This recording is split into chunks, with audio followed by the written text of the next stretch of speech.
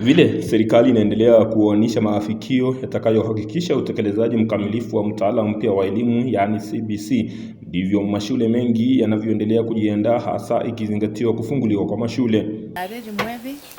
From Olympic Junior Academy, this is a school which is highly centered based in academics, which is well equipped with a CBC curriculum.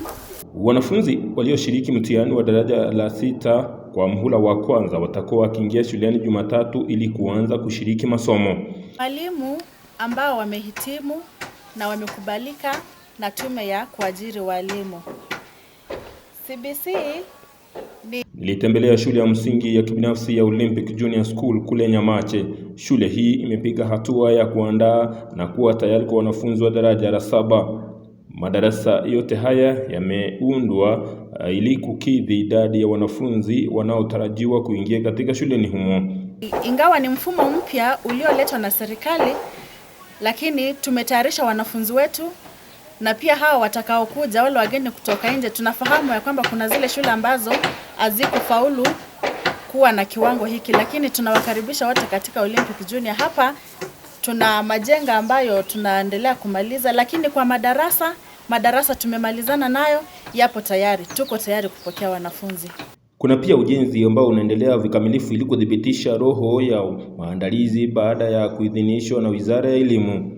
We are ready to welcome learners as from Monday. Tunakaribisha wanafunzi wote wa CBC ambao wanaingia katika grade ya 7. Tunakaribisha wanafunzi kutoka sehemu zote za Kenya. Kulingana na mwalimu, walimu wako tayari kwa masomo na wanawangoja wanafunzi, na walimu hawa ni wale ambao waliidhinishwa na kuwekwa kufunza katika daraja hilo la 7, which has highly qualified teachers who are registered by the TSC Teacher Service Commission, who have been allocated to teach the students and to show them their ways and to teach them so that they can be the better people in future.